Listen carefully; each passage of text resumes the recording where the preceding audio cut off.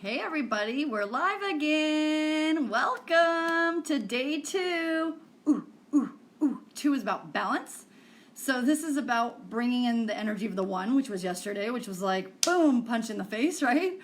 2 is about balance. So we're going from what the heck just happened? What the heck information did I just hear? What's happening in this training? To, okay, let's balance it out with a little bit of seeing what's going on, right? So it's time for balance, bringing in balance. So for those of you joining, I'm talking about 2. It's day 2 of the training. Welcome. And 2 is about balance. So the day of 1 might have been a punch in the face. It may have felt like, what the heck is going on? And now we're kind of bringing in any new information to be like, okay, it's time to settle into balance and what I'm hearing, right? To make sense that to make it make sense, right? So welcome to day 2. We have a lot to cover today, a lot. So I'm going to be paying attention more to what I'm talking about, the content, the stuff I want to tell you guys about the very amazing and exciting things that we're going to be offering. So all of this stuff is going to tie in, plus the content in the workbook. So I'm going to rely on Scott a lot more today to really be my moderator in the comments. He was great yesterday. He's great always. He's an amazing business partner.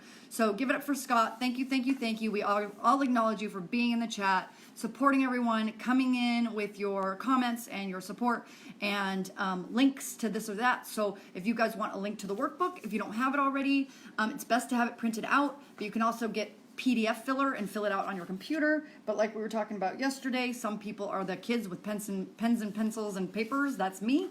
And some of us are the ones with everything digital. So it's up to you. Live life how you want it. Be free. You know, we talked about freedom yesterday. Be free, do what the hell you want. Okay, so we're on session 2 today, and we're gonna be writing a bunch of notes. I'm sure that as we talk about attachment patterns, as you start to have awakenings and awarenesses about what these are, you're gonna be like, okay, I need more than this space, right? Or when you realize which one of these you are more than the others, you'll be like, journal. So have a journal with you or a notebook with you, dictator, whatever it is you do. And yeah, so there's going to be more of me talking to you and less of me interacting with you on the screen. Also, I'm on an iPad, so the comments are this big, so I have to go like this, and that makes for a really uninteresting video for you guys. So I'm going to focus more on the content today. So I'm going to talk about first, day 1. You guys are literally out of control. Like I would have cried myself to sleep if I wasn't laughing and blissed out with joy. Love stoned is what I call it. Blissed out or love stoned? Which one do you guys like better? Are you love stoned or are you blissed out? I am both and all at once. I was laughing. I was excited. I was talking all night long. I was chattering. I was chittering. I didn't go to bed until 1:30 this morning, which was a bad idea because I had to wake up pretty early. And so I'm stupefied. I'm astounded. I'm exhilarated by you.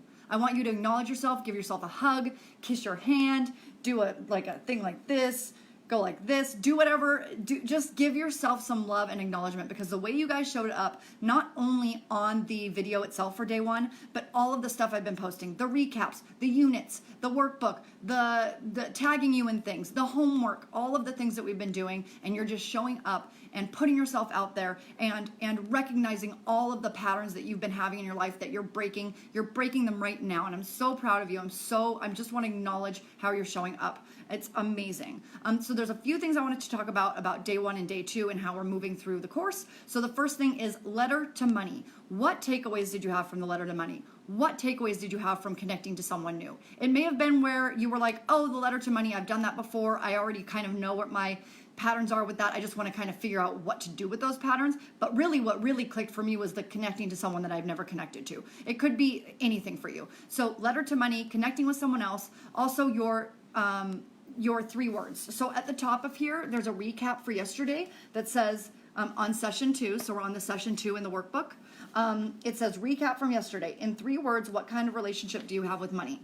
So it can be the type of relation. You could make 3 more on the side and write the 3 ways that you used to or that you have been in a relationship with money, and then the 3 ways that you want to be in a relationship with money. So say you're like anxiety and you want to be in a state of trust, you can write anxiety/trust. So you can write like how you're showing up right now in your relationship with money, and then where you want to be in the next one.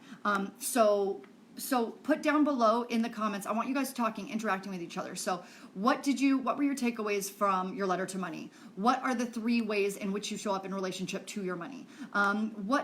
How were you feeling? What were you showing up as? Scott made a really great post about not only what you're going to get out of the course physically, or like what you're going to learn on an intellectual level, but what ways of being do you want to show up with? What are your intentions in your body for how you want to feel? This course, for me, a big part of it is connecting the head back to the body. Right now, I feel that the way United States, America, human beings are right now, human beings all over the world really, is disconnected from their bodies. We're all walking around, we're walking heads, and our brains are very important, but our bodies have a lot of wisdom that we're missing out on. And I know that there's a lot of body stuff that we'd rather not look at, so then we disconnect, or women that have been looked at for their bodies for many years disconnect. So many years, meaning thousands and thousands and thousands and millennia of years. So really what I want, part of this course, my intention, is to connect those things for you so we connect back to our bodies, and that we find safety and security and love back in our own bodies, because that's what's important, right? First, fulfilling our own needs for ourselves, and then asking other people to come in and do that for us as well, to support us in our journey, okay?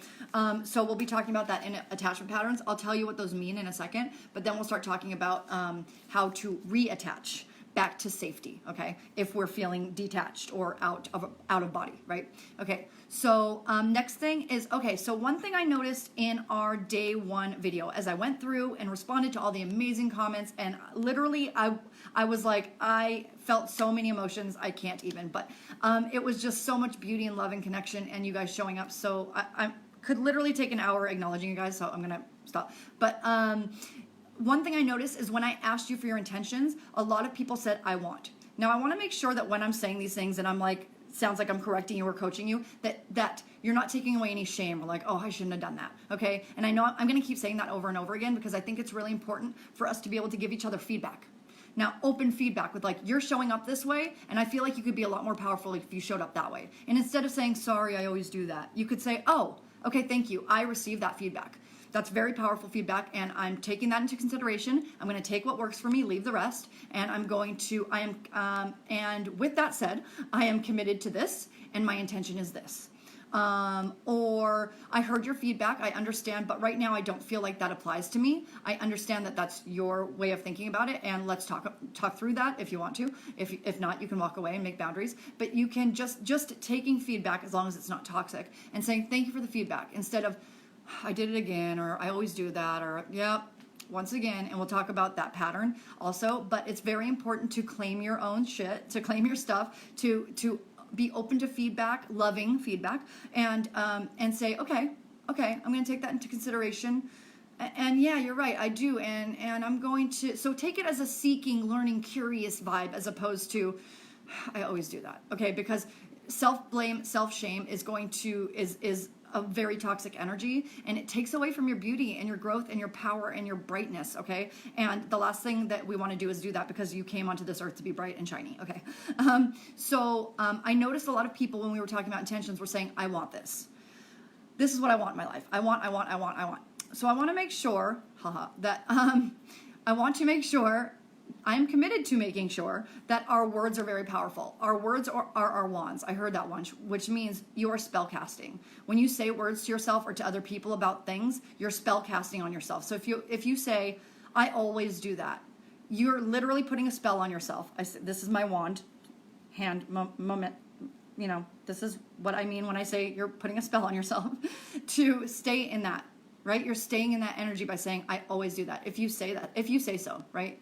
I always do that, if you say so, right? So your words are very powerful. So one thing that's very important is when you say I want, that calls in an energy of more wanting.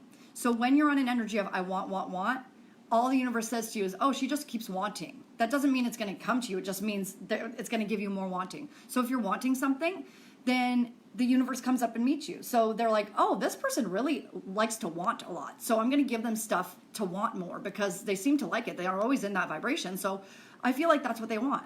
So remember, the universe is a mirror to you. So if you show up committed to excellence, even if you don't feel excellent in the moment, the universe is going to say, whoa, this person's committed to excellence. I'm going to throw excellent stuff their way because they're committed to it. So I just want you to take a second to think about when you're saying, I want to show up this way, or I want this in my life, like I want money. Instead of saying that, say, I am committed to making more money. You can even say, right now, I'm feeling like shit about making money. I don't feel great about it. I feel after day one, like it took the wind out of my sails. It was hard. I saw a lot of stuff about myself I didn't want to see. And I am committed to changing that. And I am committed to showing up this way. I am committed to showing up in this bright and shiny vibration. Or my intention is to. And so it's time to get on the workbook. So here we are, attachment patterns. On it, on it, on it. Okay, so let me take a drink of water. It's important to hydrate.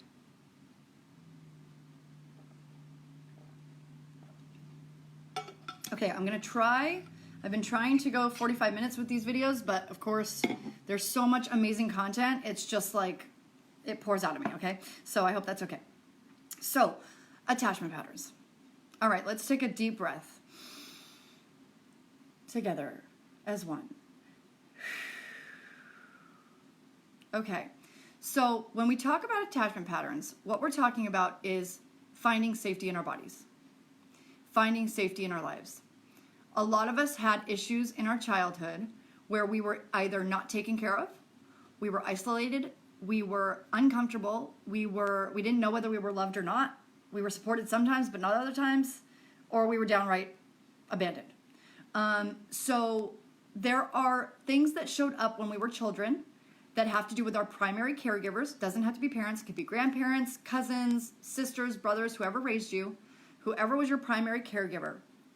If there was a lack of safety or security and there was an out of control element, then we take that with us throughout our whole lives and in how we deal with money. So it shows up over and over and over again. Remember how I said yesterday that 95% of what rules us and runs us is our subconscious and unconscious, and 5 or 10% of what rules us is our conscious mind. We think it's the opposite. It isn't, okay? So it's important that we dig into this childhood stuff so we can look at what's been holding us back for so long and how not only does it apply to our relationship with money, but to our relationship with everyone and everything in our lives. I know a lot of you had takeaways last night with that, okay? With how, oh my gosh, this isn't just how I show up in relationship to money. It's people, my coworkers, myself, everything, okay? So the first attachment pattern we're going to talk about is the anxious attachment pattern, okay? Anxious attachment pattern also, another thing I want to mention before we go deeper is that I am not a psychologist. I am not a therapist. I am not a doctor.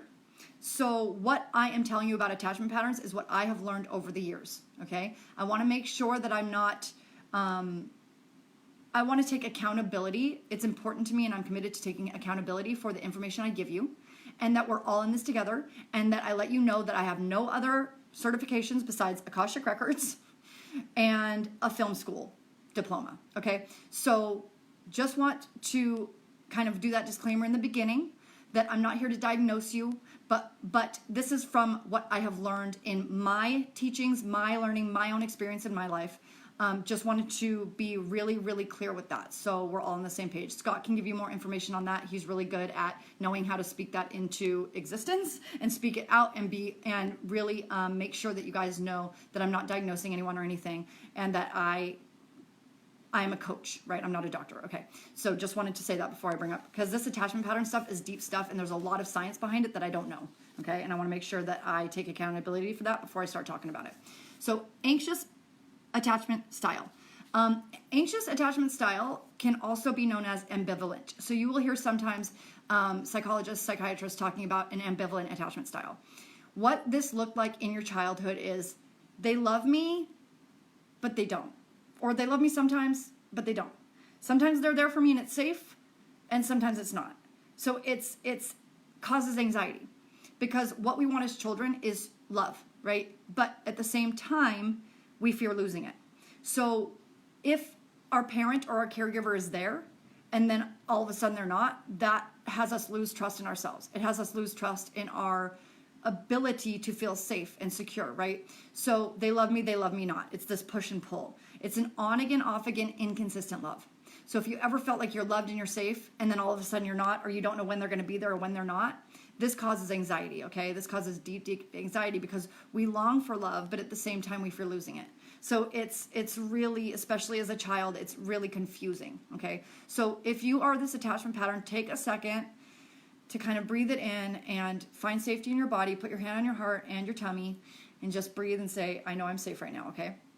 So this shows up a lot in families where there's a lot of chaos, or just where the parent is in their own anxious attachment pattern, and it kind of like rubs off on you, right? So how this attachment pattern or style shows up in your life as it applies to money: 1 minute you're here for me, the next minute you're gone. So if you are with money and when you're writing a letter to money and part of your thing was 1 minute you're there for me and the next minute you're gone, I don't know how to trust you, because you're there a bunch and then all of a sudden you're gone and I don't know how to deal with it. So there's a lot of anxiety that comes up around you're there for me 1 minute and the next minute you're not there for me. Okay, remember how our parents showed up for us is how we are going to look for safety in our lives, or how we're going to see it in our lives, because that's how we saw it or inferred it when we were children, right? So the next way that this attachment style shows up in your life as it applies to money is that you go from having tons of money to absolutely nothing in an instant, which causes crushing anxiety. So you'll get a huge payday and you'll be like, oh my God, I'm so excited. I feel like I'm in a state of trust. I have money, I'm supported. And then all of a sudden either you spend it, or a thing comes up where you have to spend a lot of money on your car costs or something. Something comes up and you're like, oh crap, I can't do this. And then you spend all your money and it's all gone. Okay. So this is this on again, off again love, this on again, off again consistency with money. So it's where the consistency with money is not safe or abandonment. It's just one or the other and you never know. So it's really inconsistent, okay? This causes a lack of trust around having and keeping money because it's too consistent. So you'll have a lack of trust around having it, which causes anxiety. So I have a lot of anxiety in my upbringing, a lot of chaos. A lot of chaos can also be an attachment pattern that is disorganized, and I'll bring that up later, because disorganized and ambivalent, or this anxious attachment pattern, has kind of the same vibration of like inconsistency or what the hell's going on. It causes confusion in your life with money. So you're going to have a lot of like, I'm confused. So that could show up as apathy. It could show up as anger. It could show up as depression or anxiety, but most often it shows up as anxiety. Like, oh God, this always happens. I have money 1 minute, it's gone the next. I have no trust around it. Okay. So that's anxious attachment pattern. Next attachment pattern is avoidant. Second one right here. So right here, I just want you to write your takeaways, little keywords, have a journal next to you if you want to write more things, and make sure that you're taking little notes here and there for what resonates with you, okay? Next attachment pattern, avoidant. So the first thing I want to mention is that in the units section that I was talking about earlier in the video, there is a bonus video at the very bottom, is it the top? Yeah, it's the very bottom. There's a bonus video called Avoidant. And it's all about the avoidant attachment pattern to money. It's not even just really about attachment patterns. It's just about how avoidance shows up in your finances. So there's a whole, I go into just this attachment pattern or just this avoidant style for a full hour. So it's a great video. A lot of you watched it yesterday. Thank you for that. I love that you're reaching out and doing everything in the units. That is amazing. So a lot of you have already heard that and know. So I'll just give you a Cliff's Notes version for this sake so we can stay in time. Okay, so avoidant. You grew up in an avoidant attachment pattern if no one was really present as a parent or caregiver. If you felt isolated or actively rejected. If you felt isolated or actively abandoned. If you felt like no one was ever there for you. This might show up as being a loner, being an only child, not having any friends, not having anyone, or it could be that you were avoided or abandoned by your parents, so all you had were your brothers and sisters, and they became your primary caregivers, or you just became like a bunch of rowdy children because you had no structure or support, okay? So avoidant would be that no one's really present as a parent or caregiver, or you are actively rejected, so you fall back into yourselves and isolate. So a lot of avoidant patterns will show up with isolating, running away, staying home when you know maybe I should go out and talk to people. Now I want to make sure that there is a difference between isolation and solitude. Solitude is necessary. It's important that we have solitude in our bodies and that we have a chance to step back. It's like when you go to a party and you talk and you get to a point where you're like, It's time to go home. I get to have my solitude, right? So solitude is showing up for yourself in a safe attachment, going back into your like happy space and saying, and that's not isolation, right? That's just knowing I'm alone, I'm happy, I'm safe, and I'm alone in the way of being just in a state of solitude, aloneness, happiness in my own safe cocoon, right? And then on the other side of that, the more toxic energy of that is isolation, where you are actively trying to reject or keep away from people because it hurts too bad, because you think they'll leave you, or you know they'll leave you. It may be where if you never had parents in your life or you were actively rejected, you know in your brain, everyone's going to reject me, which is really not true, but it's what we've believed because that's what we've been shown our whole lives. So this will show up over and over in your life actively until you recognize the pattern and take steps to release it.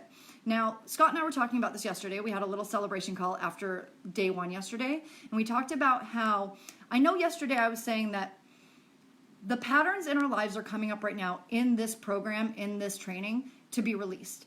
And at the same time, we need to give them credence. We need to give them love. We need to give them support and say, holy bajukas. I just made up that word. This is I didn't realize all of this stuff was going on. I'm having a whole lot of ahas and breakthroughs around what these attachment patterns mean. Holy crap. Make sure that you're taking a second to sit in the knowledge of like, okay, this isn't something that I created. Okay, it's something that I had in my life. It's something I get to acknowledge, to honor within myself, to take a second to say, you're okay. You went through some crazy shit, or you went through some trauma, or you went through something really bad and you were actively ignored or no one was there for you. Take a second to acknowledge that and to love yourself through that, okay? Because that's how you're going to get back to safe attachment. But just know that yes, this course is going to help you through that, but there's a lot of work still to be done, and make sure that you are creating a space for being okay with where you are now. I want you to even say that out loud and write it down. I am okay with where I am now. Write it down. I am okay with where I am now. And if you don't believe it, just keep writing it and keep saying it. And we'll keep doing this work around it. There was something a teacher of mine said that was really interesting, which was it takes, 120 days to get a new pattern or a new habit, right? And it was, I don't want to mess this up, but 40 days to, no, what was it? Scott, help me out here. It was like 40 days to recognize and then change the pattern. 40 days to recognize the pattern, 40 days to change the pattern, and 40 days to integrate it into your life. I probably screwed that up somewhere, but I will, in the homework tomorrow or in the thread, I will write it better. But anyways, it takes 40 plus 40 plus 40, 120, 120 days to repattern a habit, right? And this isn't just, this can be any habit, but this is just an example to say that give yourself time and love and support as you go through this. It's not going to be a magic wand, it's done. There are a lot of healing techniques and things that you can do, meditation and stuff that you can do to support yourself through this. Get a coach, get a supporter, reach out in the group as you've been doing, etc., etc. But just know that it's okay to be where you are now, and it may take some time to create that safe attachment back with yourself. And actually, that's the reason that you're here on this planet, to make that journey back to safety. Okay? So know that taking a look at where you are now and why it's brought you to this place that you're at this very minute is the purpose of being alive, okay? So it's very important to acknowledge that, okay? So avoidant. No one's really present as a parent or caregiver, or we are actively rejected, and so we fall back into ourselves and isolate. How this attachment style shows up in your life as it applies to money. You avoid looking at your bank account so that you don't have to deal with your financial situation. So because you were actively rejected, you are rejecting your money. You're rejecting looking at your bank account. You're rejecting your money actively because you've been rejected your whole life, or you were rejected at such a young age. Even if you were rejected as a child or as a baby, or your mom had you and said, I don't want this child, and you had that rejected pattern, even if the rest of your life is filled with safety and love and support, you're gonna have that initial origin story of I was abandoned. So you may have a life where everyone shows up and loves you and you still push them away. So you may say, I don't know, I feel like I show up as avoidant, but I have all these amazing people in my life that love me and I always push them away and I don't know why. It's because even though you have all these safe attachments, you had that initial origin story of being rejected, okay? So it's important, like I said, to acknowledge where you are now, to go back into that story and to heal it little by little and be gentle with the process. Be gentle with yourself in the process, okay? So it shows up as avoid looking at your bank account so you don't have to deal with your financial situation. Second way it may show up is you buy things without thinking about how the purchases are going to affect your bank account or your credit. So you buy things without thinking about how the purchases are going to affect your bank account or your credit. So you may just have a shopping addiction, okay? You may just, because you never knew what it was like to be safe. It's just going and coming. There's no structure, right? No structure. So you just do things without any structure. So you may, you don't, not only do you not think about how the purchases are going to affect your bank account, but you don't even look at it. You're like, I don't care. It doesn't matter. These people may have bad credit because they're actively rejecting even looking at anything, or they may go bankrupt and just, it's not that you don't care. It's that you just have that rejection pattern set up, so you actively do that in your own life, okay? So another way is that you depend on other people to handle your finances. This is really big for us codependents, okay? For anyone who's codependent or shows up in a relationship where you get your needs, where there's a toxic situation about where you feel like you need to get your needs met by someone else because you can't do it. We talked about this yesterday in day one, about expectations and about attachments to other people needing to fulfill us for something we need because we can't do it. We depend on other people to handle our finances. Now, I want to make sure that we understand the difference between being codependent in this example or interdependent. Codependent is I really don't want to look at it at all. I completely depend on someone else, even to the point of I married that person because I want them to do all that stuff for me. I don't want to do it. I'd rather marry someone that I don't love just so they can take care of all my stuff and give me the stuff that I need. This shows up maybe with someone that was rejected in their life and find someone that takes care of them on a monetarily and like their parents, like they wanted their parents to, but it's not going to fix the original wound, right? That's why it's important to go back and heal the original wound. So you may depend on people to do your finances. So again, this could show up as codependent. Or if you're interdependent, there is a healthy way to have someone else, because there are people in marriages where the other person takes care of the finances, but it's still healthy. You still look at the finances every now and then, but you trust them to do it. You are equal in the way that they tell you, like, okay, I did our taxes. This is what I did. This is how our money looks. You're able to sit, listen, go, okay, got it. And you're part of it, but you're not so involved where you're doing all the crunching, right? So that is the interdependent, healthy way of being attached to your finances. And then there's just avoidant where you attach to someone else so they have to do it for you, okay? So that is the financial. Oh, also, like I said, the bonus video in the units is about financial avoidance, so you can find information in there, or the video that goes fully into that if you are that attachment style and you want to learn more about it. I go deeper into that, okay?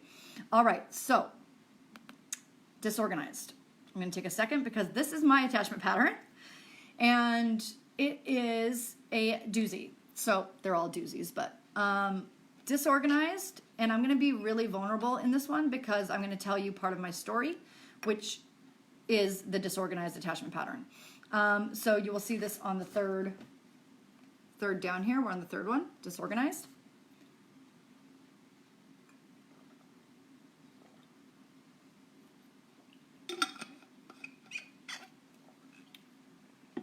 Okay, disorganized attachment pattern.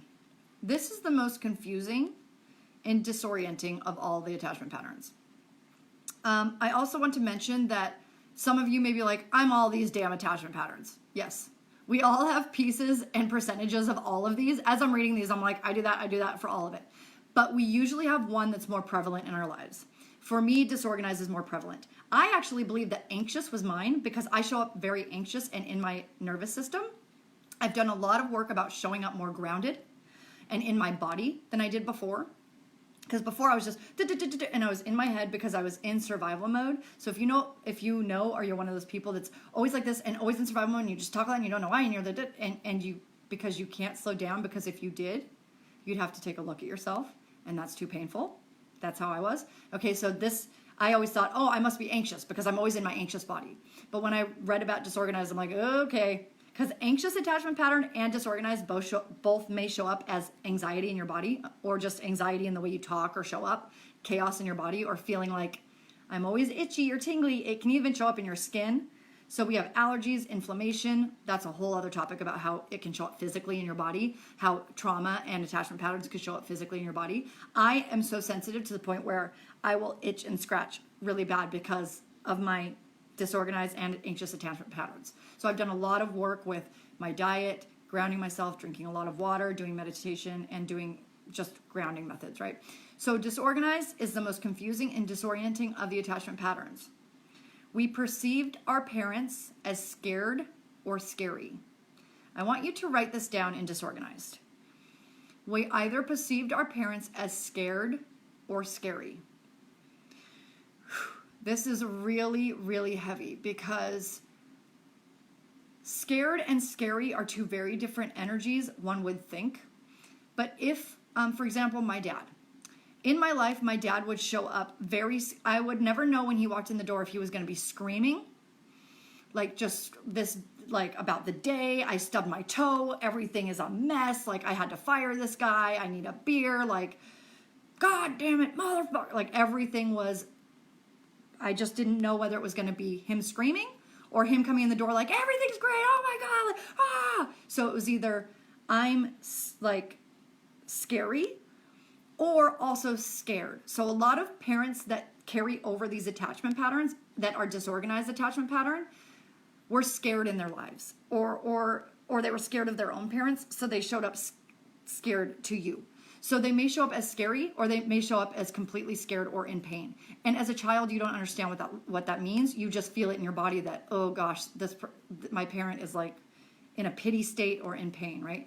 So we perceive our parents as scared or scary. When we're afraid of our parent, it sets us up to freeze when we have issues in our relationships. So for those of us who are freezers, I'm a freezer. So if you have a relationship where there's something that your partner wants to talk about or something that you want to talk about, you either won't talk about it and you'll wait until you've been with the person 5 years and then you freaking explode on them because you can't handle it anymore, or you never say anything and you get sick in your body and sickness happens because you're holding it in for so long. Because you're so scared, even if they aren't going to respond how your parents did, you still have a fear in the back of your mind and in your body. It stays in your body that they will react the same way your parents did, and you will do whatever it takes to keep yourself safe or your parents safe, so you won't say a word because you want to keep everyone safe, right? That's another thing I want you to write down. We will do anything in our power to keep our parents safe and happy. We will do anything in our power to keep our parents safe and happy. It's important we realize that to keep ourselves safe and happy first is most important. I'm going to give you an example. My dad, my whole life was my dad messed up my life. If it wasn't for my dad, I'd be fine. He ruined me. I became an alcoholic. I became a drug addict. I was an addict for 17 years. And it was because of my dad. And I blamed everything on him. But I went to a training once where one of the master trainers said, a lot of you may blame one of your parents for something in your life. But have you ever thought about how your other parent let it happen? Now, I know you're going to want to say, but they didn't know, or they were just codependent, or they were just trying to protect me, or they just didn't know what to do. Yes, but you still get to be angry about it, or you still get to be sad about it. You still get to feel the feelings about it. So what I didn't realize in my example is that my mom allowed my dad to continue doing that. It hurts me to this day to even say that, okay? I'm not blaming her for anything. She was in the same position we were as children. And I still get to feel the way I felt about that. This can also apply to people who lost their parents, whose parents who died when they were 4. You could grow up and say, my mom died when I was 4. I can't be angry at her. It's not like it was her fault that she died. But you still get to be angry about her leaving you. Okay, it doesn't mean she purposely left you. You still get to own and be witnessed in that anger and that pain, okay? So it's very important to be not only witnessed in that pain, but to speak it out. And this is why I'm telling you guys that I wanted you in these chats live and all of us together, because it's so important that you have this connection and people that you can talk to in this group, okay? So I want to make sure that I keep reiterating that, to reach out to people in this group, because it's going to be hard and scary as we realize these things and we try to heal them, okay? So so that was my story. So you want to look at both parents and how they may have set you up to have these things happen in your body. And it's okay to be either angry, sad, depressed, anxious, or pissed off about it. Okay? Be in your rage about it. It's okay. There's healthy anger and there's unhealthy anger. Healthy anger is getting that shit out of your body. Okay? So this sets us up to having a disorganized attachment pattern, sets us up to freeze when we have issues in our relationships. We are confrontation avoidant and people pleasers. So for those of my fellow recovering people pleasers and terrified of confrontation because we're afraid that you will run away if we say anything, or we just freeze because our parents would scream at us and we would just go, I have no clue what to do, so I'm just going to freeze so I stay safe.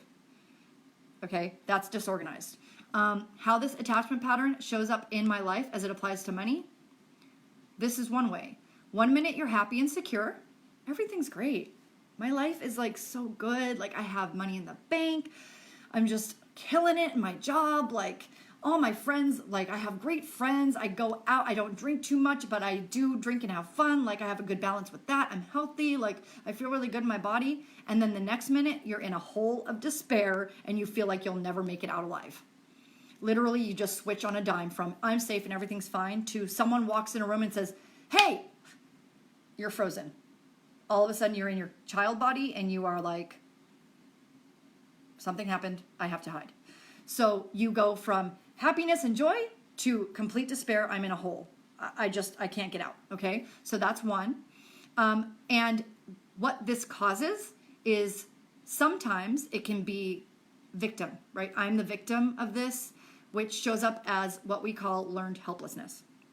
So in my life, my dad always showed up as, okay, as always, this is happening again. But once again, this happened.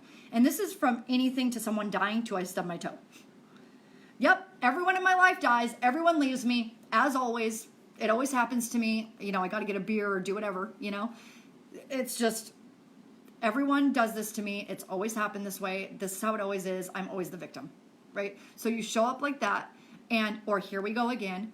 This can be the same as like I said, if someone died or you stubbed your toe. Okay, every time I walk in this house, this table's in the same place. I always hit my toe on this fucking table, right? Or everyone's always cutting me off in traffic. I don't know what it is about me. It's always just me. There's always people that just cut me off on this exact exit. It's always me, okay? So this is because of this disorganized pattern. We're clinging onto anything that makes us feel safe. So because we had this attachment pattern growing up, we feel like that's safe, even though it's not. So we have to take time to pattern ourselves back into safety. Usually when people talk about these safety these patterns, they talk about safety first. I chose to talk about the safe attachment pattern last because it feels so good to talk about safety. So I saved it for last because I want to make sure that we all know that as we have these attachment patterns, they aren't what define us, you guys. These attachment patterns are not what define us. We could be a victim, we could be in despair, we could be happy and trusting, we could be not trusting, we could be explosive.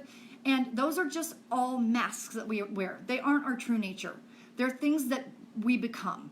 And it's not easy, but it's part of your life's journey, your hero's journey, to unravel that story, okay? And to just have a notice moment around it. Just notice how you're showing up. Notice what's going on in your life.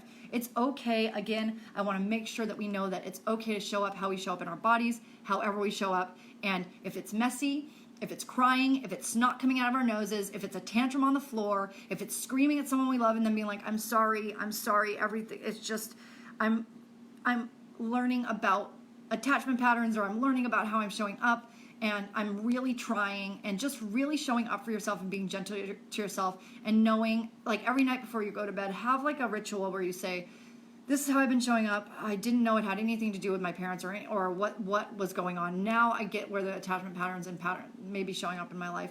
I'm ready to be gentle with myself and to love myself back into wholeness, to love myself back into a safe connection, okay? So I want you guys also to write down this learned helplessness. This is a big part of, this was a huge aha for me with this disorganized attachment pattern, that I learned that in every circumstance, whether it's good or bad, or I stubbed my toe or somebody died, that I am helpless and there's nothing I can do to change it. I learned that from my father, and it's okay. Not only do I get to say that, but I get to say, thank you, Dad, for having me learn how it feels to feel powerless so that I can come up into my power. That's why I show up so powerfully now, because I was able to fully claim my powerlessness and say, I love you, powerlessness. I understand that you were there in my life to get me to this point so that I can unravel all the powerlessness and step into my power. So thank and kiss on the forehead your attachment pattern and say, thank you for showing up how you've shown up in my life, because now I'm having so many ahas about why you were there to save me and keep me protected. Remember, these attachment patterns kept you safe. If you were disorganized attachment pattern and you froze, that shit kept you safe. So take a second to say, thank you, attachment pattern, for saving me in those moments. But you're no longer needed because you're no longer serving me. And you get to say that and have a dialogue with your attachment patterns and say, I'm ready and willing to release you now. Let's do work to release each other, okay? Because it's time. All right, so safe attachment pattern. How good does it feel to talk about safe attachment pattern? I know I see a few people talking about possible to experience a combination of all of the attachment patterns. Okay. Now I'm getting caught up in comments. Hold on.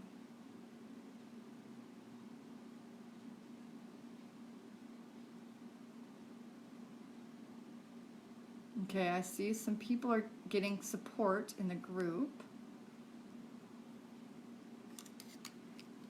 I just want to make sure that everyone's okay in the group here. And yes, Mimi asks, is it possible that we have a combination of these various attachments? Absolutely. That's why I was saying when I first learned these, I was like, I have all of these. Because my mom was a safe attachment pattern for me, or anxious. Sometimes she was safe and anxious because she was like my angel mom. She was like the best. My mom is the best mom ever. But at the same time, I was still anxious because remember with this, let's say for me, disorganized pattern shows up as your parents were scared or scary. My dad was scary and my mom was scared. She was also safe. But I also had an anxiety around it, okay? So you can have all of them, right? It's just some people have more than most people have more than the other, okay?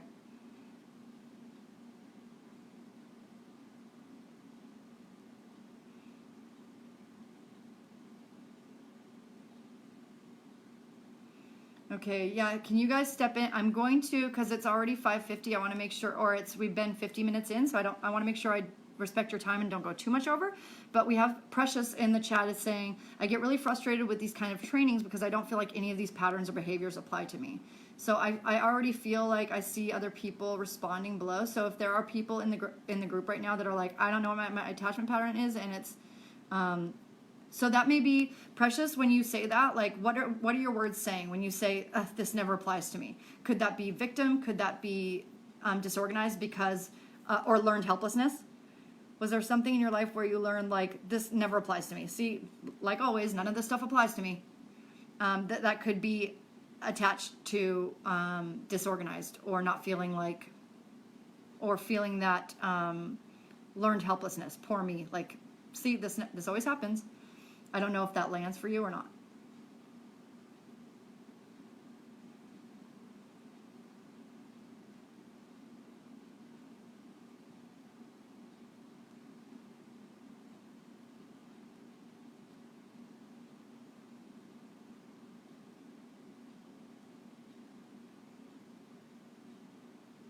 Ooh, I like this. Scott said, Precious, let go of the frustration and needing to identify.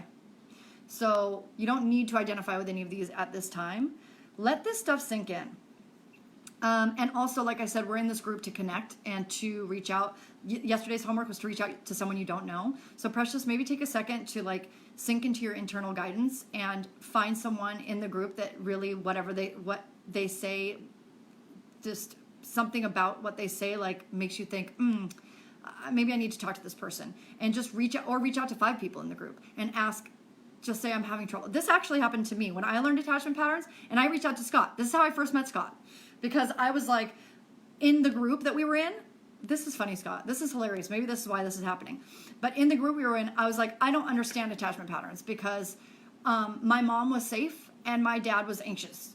And it turns out that a year later, now I realize I'm disorganized. So know that a lot of stuff is going to come into your awareness as you grow and change. Also, please remember that as a child, there were a lot of things you numbed and forgot about so that you could protect yourself.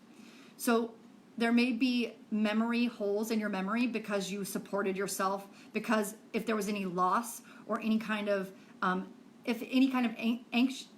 anxiety or chaos or anything that made you feel unsafe happened with your parental attachment, happened in your life as a child, because you were a child and so sensitive, you may have blocked it out. And what I did to continue blocking it out as I got older was to numb myself with drugs and alcohol for 17 years. Other people just have holes in their memory around it. So be gentle with yourself and know that you will have breakthroughs in the next few years even that have you go. You may not even understand your attachment pattern for a year. But like Scott said, release the need to understand, okay? Release the need to understand what it's about. Again, there's only so much we can do intellectually. I want you guys, when you're feeling like confused in your brain, to breathe into your brain, say thank you for giving me all this amazing intellectual information. I'd like to also get body wisdom and bring your awareness down into your body and ask your body, what are you trying to tell me? Because it's really important that we've disconnected from our bodies and we have numbed ourselves from what we experienced when we were children, even if it is safe, even if we grew up safe. There's stuff that we, in order to survive, we numbed out. So there may be holes in memory around this too. So know that that's also a possibility, okay? So safe attachment. Safe attachment means that there was an easy flow between connection and aloneness, okay? So you were, even when you were alone, you felt good. Your parents let you go color, and they were in the other room, and they were watching TV, and they were like, check in on you every now and then. Hey, how's it going? Just wanted to see how you're doing. So there was an easy flow between being alone in your room and being with parents and friends, and there was playfulness, and everything was predictable and consistent. Of course, not everything's going to be predictable and consistent in a life, but for the most part, you may have grown up with this secure attachment. Remember, some people have attachments where one parent is secure and the other parent isn't, and that may have clashed together to create a disorganized pattern, okay? So know that there's a lot of stuff that goes into this, not only intellectually, but on a body level. So if you've been in your head for many, many years and you're in the state of like, I don't freaking know, you may just try to drop into your body because your body has more wisdom in it that you're not feeling into. This is why I got into tarot, Akashic Records, and all that stuff, because I didn't know how to find that information in my own self. So I wanted to reach my higher level guides and my higher level masters, teachers, and guides, right? So taking any tactic you can to kind of remove yourself from the intellectual part of this and get into the feeling part of this is going to really serve you as we continue into the program, okay? All right, so how the secure attachment style shows up in your life as it applies to money. You're content whether you have money or not. When we're talking about safe attachment pattern, this is what I want us to set up. So my goal and my intention for this group is to get to a place where we can feel content whether we have money or not. Remember, this is not going to happen overnight. This cannot happen. Sometimes this isn't going to happen in a 5-day training, right? This is why we set up the 5-day training and then a little bit of time afterwards and then the 12-week training after that so that we can integrate all the stuff we've learned and have people to support us through the program so that we can continue doing this work, okay? So you're not just going to have a safe attachment pattern by the time this course is over, or you are because you're Superman, I don't know. But you are content whether you have money or not. This means even if you have zero money, you just know it'll work out. Like, it's okay, we're fine. And that's because you grew up in a circumstance where even when we didn't have money, it all worked out. It's fine. My parents didn't say, we got to make sure you make it into that school because if you don't, we're in debt, you know, and you learned like money is bad, okay? So you're content whether you have money or not. You trust that everything will work out okay in the end. And you're able to make, spend, and save money easily without worrying where your next shot of income is going to come from, okay? You're able to make, spend, and save money easily without worrying where your next shot of income is going to come from. What this reminds me of is people that hoard their money. Let's say I'm hoarding my money for a trip. I cannot spend any of this money. I need to go to Spain. I'm going to Spain in a year. I got to make sure I hold on to at least $1,000. At least $1,000. I can't spend. I got to keep that in there. That's an anxious attachment, right? It's like I got to keep it in there or else. I got to keep it in there or ... We'll go into this tomorrow when we talk about debt and holding on to money because we're afraid. But I just want to have an example of the opposite of where that might be, that we're not worried about where our incomes are going to come in, and we're not worried about saving it because we know by the time I go to Spain, I'm going to have the money. It's fine. It's cool. I got this, okay? So that's the safe attachment pattern. All right?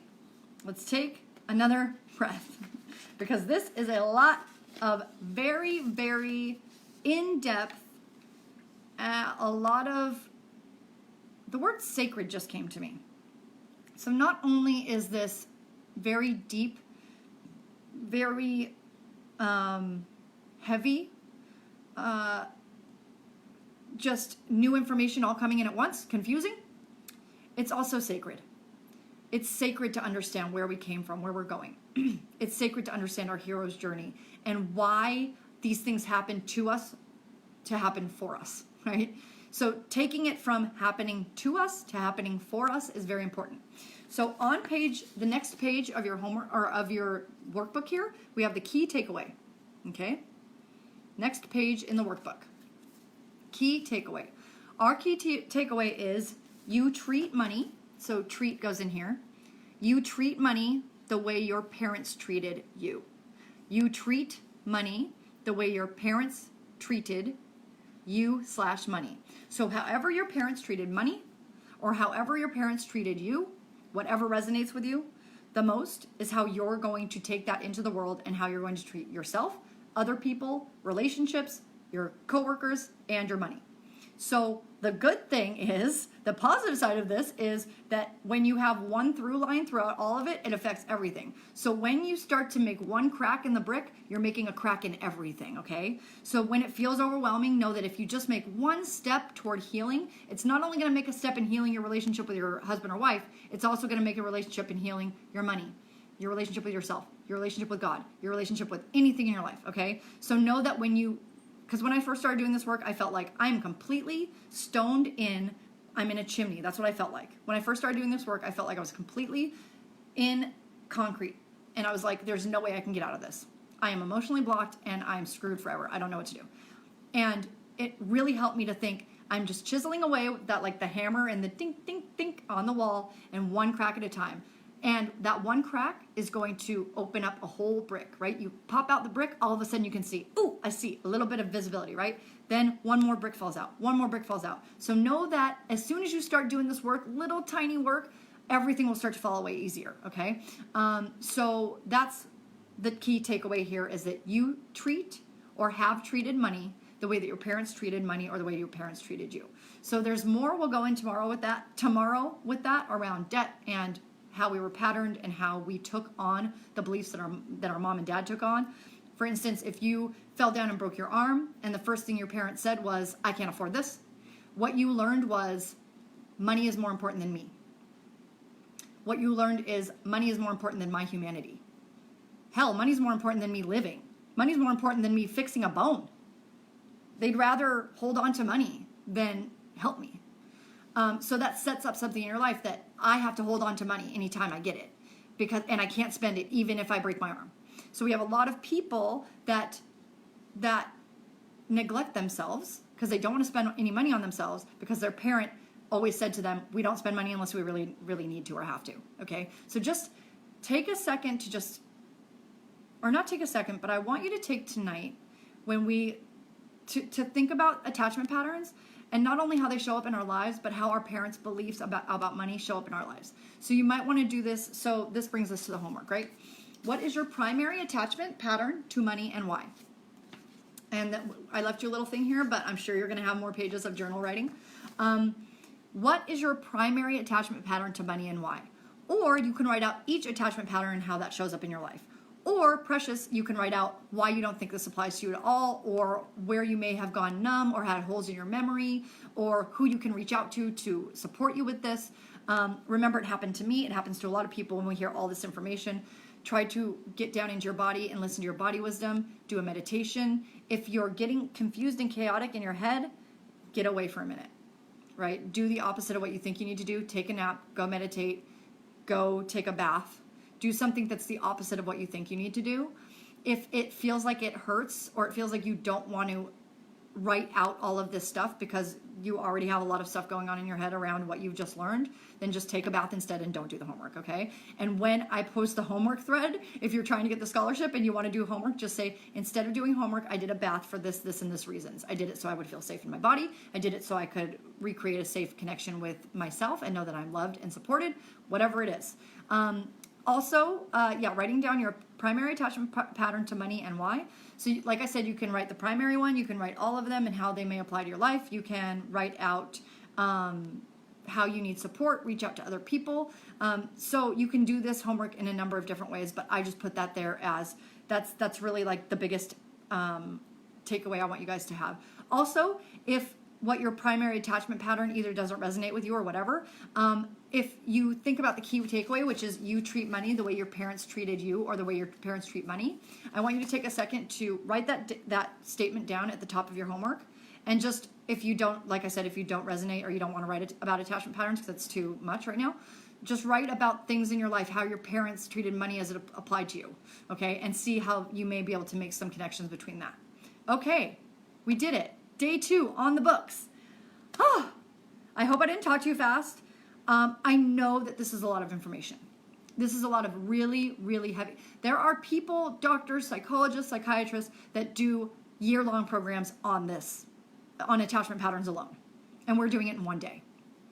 This is why I'm doing this so we can have breakthroughs and ahas, but so that also we can support each other in this group, but so that we can support each other also if we choose to do the 12-week program after this, so that we have support as we continue to have ahas and learn what our attachment patterns are and start putting things together, right? So I want you to take care of yourselves tonight, acknowledge how far you've come, be really gentle with yourself and if you feel like it's too much in your head, take a break, really get into your body, really focus on how can I get into my body, eat a healthy meal, go outside and ground yourself, go take a hot salt bath, call a friend, call your mom and dad, call someone who is a safe attachment for you and tell them I need you to just hold me, okay? If there's someone in your life that really makes you feel grounded, just say, can you just hold me for literally an hour? That's what I need. Ask for your needs to be met because your needs are worthy and you are worthy, and it's important that your needs get met by not only yourself but other people. So if you need your needs to get met by someone else right now or tonight, you get to reach out and say, I need you, and this is how you can show up for me. I need your support, okay? I love you all so very much. I wish I could have been more present in the chat, but I will look back on what we've talked about and what everybody commented on and respond to you guys. Love how you're showing up. Thank you so much. If you have any questions, reach out to myself or Scott or anyone else in the group that you resonate with. Reach out for support. It's so important. And be gentle with yourself, okay? Because you are amazing. I love you guys so much, and we'll talk to you tomorrow on day 3, which is going to be about looking at our relationship with fear and debt and everything like that, okay? We're going to be talking about healthy fear, so don't worry about it. It's not going to be all bad, scary fear. Love you guys so much, and we will talk. I will see you tomorrow at 5 p.m. Pacific, I'm not going to go through each of the times. 5 p.m. Pacific, 8 p.m. Eastern. Love you guys. Talk to you later. Bye.